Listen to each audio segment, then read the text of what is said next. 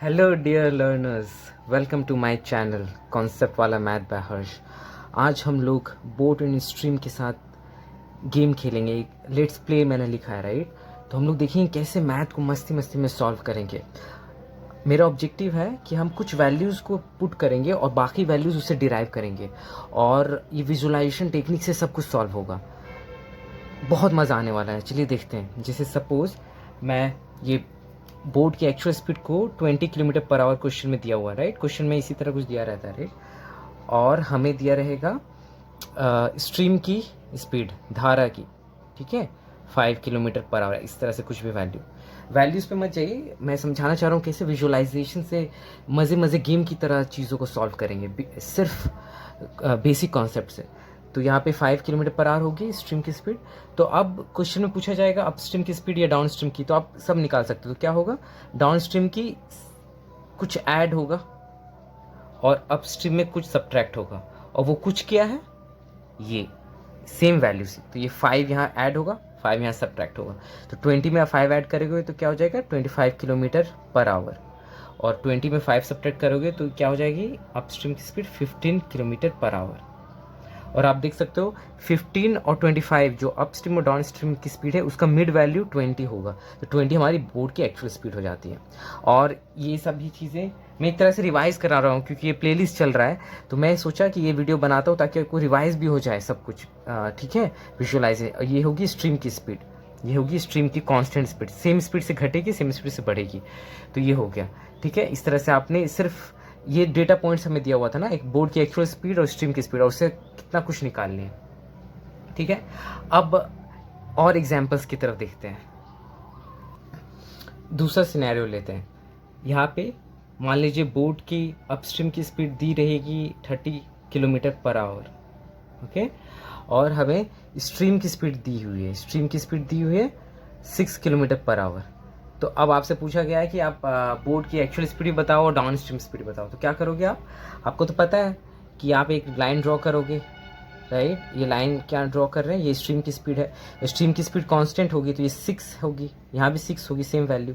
यहाँ पे ऐड होगी, यहाँ पे माइनस होगी, राइट। और तो इसे कितना होना पड़ेगा, ये 30 है और 6 माइनस होगी, ये 30 हुई, तो इसमें 6 ज़्यादा है, तो ये 36 किलोमीटर पर आवर है एक्चुअल स्पीड। तभी तो 6 सब्ट्रैक्ट होकर 30 तक पहुंची।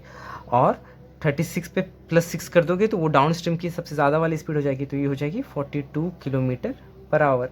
और आप वैलिडेट कर सकते हो, अप स्ट्रीम 30, डाउन स्ट्रीम 42, और दोनों का मिड वैल्यू 36। तो ये हमारा एक्चुअल स्पीड हो गया। और सेम वैल्यू होती है स्ट्रीम की, जब धारा के साथ साथ जाएगा तो स्पीड ऑब्वियसली ज़्यादा हो जाएगी, इसलिए वही वैल्यू से ऐड हो जाएगी। जब धारा के विपरीत बोर्ड जाएगा तो उसे दिक्कत पेश होगी, तो स्पीड कम हो जाएगी, तो वही वैल्यू से माइनस हो जाएगी, तो वही अपस्ट्रीम की स्पीड हो जाती है। तो इतनी बार आपको याद हो जाएगा कॉन्सेप्चुअली और विजुअलाइज करके, प्योर कॉमन सेंस और कॉन्सेप्ट से आप सब चीज़ सॉल्व कर लोगे। और सिनेरियोस को देखते हैं, मज़ा आ रहा होगा। और अगर अभी तक बने हुए हो इस वीडियो में और बहुत मज़ा आ रहा है तो please like, subscribe, share, comment करिए और फीडबैक दीजिए। हम लोग लर्नर्स हैं, सब एक दूसरे से सीखने वाले हैं। हाँ, ज़िंदगी इसीलिए है, सीखने के लिए। बढ़ते हैं अगले सिनेरियो की तरफ। ये हमारा अगला सिनेरियो है। अब क्या हुआ है कि हमें डाउन स्ट्रीम की स्पीड दी हुई है, मतलब धारा के साथ साथ 40 किलोमीटर पर आवर है, और स्ट्रीम की स्पीड 10 किलोमीटर पर आवर है। तो आपको अप स्ट्रीम बताना है बोर्ड की एक्चुअल स्पीड। तो सेम यहाँ ड्रॉ करोगे आप, राइट। ये स्ट्रीम का हो गया, तो ये कांस्टेंट वैल्यू होगा, यहाँ पे लिख दो 10, जो स्ट्रीम का है 10। यहाँ प्लस होगी या माइनस होगी, 10 kilometre per hour plus, 10 kilometre per hour minus. और ये 10 पीछे आ रही है ना, इससे कम होगी, तो इसी पे 10 ऐड हो रही है, तो ये 40 है, तो इससे कितना होना होगा, ये हो जाएगा बोर्ड की actual speed 30 kilometre per hour. और 10 और कम हो जाएगी अपस्ट्रीम में, जब विपरीत जाएगी तो 30 से 10 सब्ट्रैक्ट कर दोगे तो ये कितनी हो जाएगी, 20 किलोमीटर पर आवर। तो ये भी हो गया सॉल्व, खेल खेल में सॉल्व होगा। देखते हैं अगला सिनेरियो। ये रहा अगला सिनेरियो। अब हमें अपस्ट्रीम स्पीड दे दी गई है 30 किलोमीटर पर आवर, और डाउन स्ट्रीम दे दी गई है 40 किलोमीटर पर आवर। और हमें बोल दिया है सब कुछ निकालो। यहाँ पे क्वेश्चन में आपको सब कुछ निकाल ही लेना है यहाँ पे, ताकि जो भी पूछा जाए वो सॉल्व कर लोगे और कंप्लीट समझ में आएगा ना। तो मान लीजिए मुझे निकालना है स्ट्रीम का स्पीड क्या होगा, तो कैसे समझेंगे, ये 30 है, 40 है, तो बोर्ड की एक्चुअल स्पीड मिड वैल्यू होती है, तो इसे क्या होना होगा, 35 किलोमीटर पर आवर। इसका मतलब जब बोट की actual speed 35 kilometre per hour है, राइट, और ये डाउन स्ट्रीम इतना है। तो डाउन स्ट्रीम जब धारा के साथ साथ जा रहा है तो बढ़ जा रहा है, और धारा के विपरीत जा रहा है तो घट जा रहा है, देख पा रहे हो। तो कितना रिवर की स्पीड, स्ट्रीम की स्पीड कितना होना होगा, 5 होना होगा ना, तभी तो +5 होकर ये 40 हुआ, 35 से 40। और इसे यहाँ सेम वैल्यू से ही माइनस होगा, तो -5 होना होगा, क्योंकि यही वैल्यू अब इसे दिक्कत पहुंचाएगी। तो 35 में 5 सेपरेट करेंगे तो 30 हो जाएगा। तो स्ट्रीम की स्पीड 5 आ गई, ये भी निकल गया हमारा 5 km/h, जो सेम रहने वाली है। एक बार वो ऐड करवाएगी, एक बार सब्ट्रैक्ट करवाएगी। और क्यों ऐसा हो रहा है, जब बोट साथ साथ जाएगी तो ओवरऑल स्पीड को बढ़ा देगी, जब बोट उसके खिलाफ जाएगी तो ओवरऑल स्पीड को घटा देगी।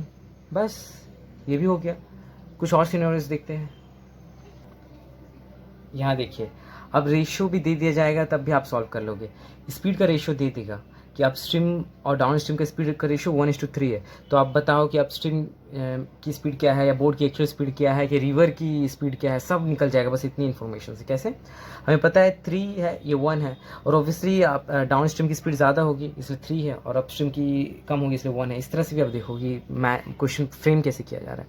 तो अगर 3 यूनिट 30 km/h के बराबर है, तो 1 यूनिट कितने के बराबर होगा, 10 km/h। तो ये अपस्ट्रीम की स्पीड हमें पता चल गई। और हमें पता है कि 1 और 3 का मिड वैल्यू क्या है, 2 यूनिट्स, तो 2 यूनिट हो जाएगा ये बोर्ड की एक्चुअल स्पीड। और 1 यूनिट 10 के बराबर है, तो 2 यूनिट 20 km/h के बराबर होगा। तो ये बोर्ड की एक्चुअल स्पीड भी आ गई। और अब ऐसे भी कर सकते थे, 10 और 20 जब 30 निकल चुका था तो बीच वाला वैल्यू आप 20 लिख देते, ये से भी कर सकते हो। तो बहुत तरीके से कर सकते हो, सिर्फ लॉजिकली कर रहे हैं, हाँ, रीजनिंग से। अब पूछा जाएगा आपको स्ट्रीम की स्पीड क्या है, तो आप देख सकते हो 20 से 30 हो रहा है, इसका मतलब 10 की बढ़ोतरी हो रही है। और यहाँ पे 10 ही घटना चाहिए, 20 से 10 आ रहा है तो 10 सब्ट्रैक्ट हो रहा है, तो स्ट्रीम की स्पीड 10 km/h हो गई, जो सेम रहने वाली है दोनों केसेस में। ठीक है, कुछ और सिनेरियोस देखते हैं, खेलते हैं इसके साथ। और देखिए, एक क्वेश्चन खुद बनाते हैं। यहाँ पे अपस्ट्रीम की स्पीड मान लेते 20 km/h है, और हमें क्वेश्चन में दे दिया है कि ये जो रिवर की स्पीड है स्ट्रीम की, और बोर्ड की जो एक्चुअल स्पीड है, इसकी बीच का रेशियो 2:3 है, 2:3। अगर ये 2 यूनिट है, यहाँ भी 2 यूनिट, तो ये 3 होगा। तो इसको कैसे दर्शा सकते हैं, ये -2 होती है यूनिट, यहाँ पे +2 होगी यूनिट, ठीक। और ये 3 यूनिट हो गई, ये 3 यूनिट हो गई, तो इसे कितना होना होगा, ये 3 यूनिट हो गई ना बोर्ड की एक्चुअल स्पीड। तो अप स्ट्रीम डाउन स्ट्रीम में बढ़ जाएगी ना, तो 2 यूनिट बढ़ जाएगा, तो ये 5 यूनिट होना पड़ जाएगा इसको।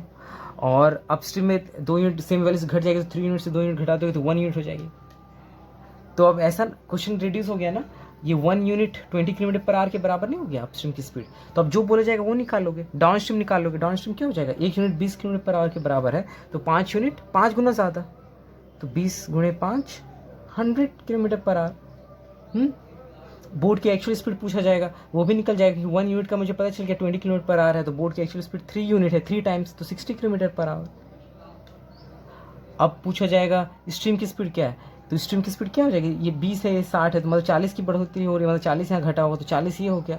और यहाँ 60 से 100 जा रहा है, तो ये 40 बढ़ रहा है ना, 60 km/h 100 km डाउन स्ट्रीम आ रहा है, तो 60 km/h same value plus minus हो रही है। अब रेशियो से भी कर सकते थे। तो इतनी तरीके हैं ना, मतलब आपको ऐसा लगेगा कि क्या XYZ हम लोग मानते थे, फिर फॉर्मूला इस्तेमाल करते थे, और अब आपको लग रहा होगा कि इससे भी बन सकता है, इससे भी बन सकता है, रेशियो से भी बन सकता है, सब्ट्रैक्शन से भी हो जा रहा है। तो पूरा डेटा आ जा रहा है, विजुलाइज करके चीज़ें देख रहे हैं, कुछ रटने की ही ज़रूरत नहीं है। मैथ इतना खूबसूरत सब्जेक्ट है। कुछ और सीनरीज देखते हैं, ये वीडियो चलता जाएगा और मज़ा आता रहेगा। आप लोग कमेंट करिए, फीडबैक दीजिए, और अब तक बने हो तो श्योर लाइक सब्सक्राइब शेयर करो। चलो अब खुद से क्वेश्चन एक बनाते हैं। इसमें क्या करेंगे, अब स्पीड्स दिया रहता था ना, अब टाइम का रेशियो दे देंगे, थोड़ा कॉम्प्लेक्सिटी। इसी तरह एग्जामिनर सेट करते होंगे ना क्वेश्चन, तो आप खुद से क्वेश्चन भी फ्रेम कर सकते हो। तो टाइम को रेशियो दे देते हैं। तो अब क्या होगी कि अपस्ट्रीम जाने में 4:, ज़्यादा वक्त लगेगा ना, तो अपने से बना सकते हो, 4:3 कर देते हैं। अपस्ट्रीम जाने में आपको 4 यूनिट टाइम लग रहा है, डाउन स्ट्रीम जाने में 3 यूनिट, तो ऑब्वियसली इसमें कम लगेगा, तो ये हो गया। और हमें कुछ स्पीड्स दे देंगे, डाउन स्ट्रीम की स्पीड, अप स्ट्रीम की स्पीड मान लीजिए आपको दे दी गई है, राइट, 40 km/h। तो आपको बाकी चीज़ें निकालनी है, तो क्या करेंगे, ये टाइम का रेशियो है, ये 30 कर देता हूँ, हाँ, ताकि कैलकुलेशन आसान हो। 30 km/h, तो ये टाइम का रेशियो है, तो आप इससे मैप मत कर दीजिएगा, हाँ, ये टाइम है, ये स्पीड है, तो हमें स्पीड में लाना होगा ना, टाइम के रेशियो की स्पीड में। तो हमें पता है टाइम 4:3 है, मतलब इसमें ज़्यादा टाइम लगा, तो स्पीड क्या होगा, स्पीड ज़्यादा समय लग रहा है कहीं जाने में, मतलब स्पीड कम होगी, और कम समय लग रहा है जाने में, स्पीड ज़्यादा होगी। तो अपोजिट वैल्यूज़ प्रोपोर्शनैलिटी करे और कुछ नहीं करे। तो 3 यूनिट 4 यूनिट टाइम। अब 3 यूनिट टाइम जो अब स्ट्रीम में लग रहा था वो 30 km/h है, तो 4 यूनिट क्या हो जाएगा, 40 km/h। और ये मिड वैल्यू हो जाएगा 30 और 40 का एक्चुअल बोट की स्पीड स्टिल वाटर में, तो 35 किलोमीटर पर आवर। और यहाँ पे 5 प्लस हो रहा है और यहाँ पे 5 माइनस हो रही है, तो ये रिवर की स्पीड हो गई, स्ट्रीम की। मज़ा आया होगा होपफुली। और इसी तरह इस प्लेलिस्ट को फॉलो करो, मेरे चैनल को फॉलो करो और लाइक सब्सक्राइब शेयर करो, सीखते रहो, सिखाते रहो, बहुत मज़ा आएगा। ये वीडियो एक तरह से रिफ्रेशर था, जो अभी प्लेलिस्ट चल रही थी, क्वेश्चन सॉल्व कर रहा था जितना, ताकि एक बार आप सारे सब क्वेश्चन इसी से, मतलब आप क्वेश्चन खुद से बना सकते हो, इसी से एग्जामिनर सेट करता है। इस तरह से विजुअलाइजेशन टेक्निक पता नहीं उनको पता होगा कि नहीं, पर मैं ये यूनिक अप्रोच खुद से सीखा और सोचा शेयर करना चाहता हूँ, क्योंकि बहुत यूनिक अप्रोच है। मैंने ऐसा कहीं नहीं देखा, ना ही किताबों में, ना ही बुक्स में, ना ही इंटरनेट में। तो मुझे लगा ये शेयर करना चाहिए, और ये खुद से डिराइव की गई है और बहुत इंटरेस्टिंग है और बहुत मज़ा आएगा, और सारे क्वेश्चन सॉल्व हो जाते हैं ऑलमोस्ट। कुछ एक्सेप्शन होंगे जहाँ फॉर्मूला का थोड़ा इस्तेमाल करना पड़ सकता है, 1% ऑफ द केसेस, बस 99% केसेस में आपको फॉर्मूला और कुछ मानने की ज़रूरत नहीं पड़ेगी, ठीक है। इसी तरह सॉल्व कर सकते हो। Thanks for watching.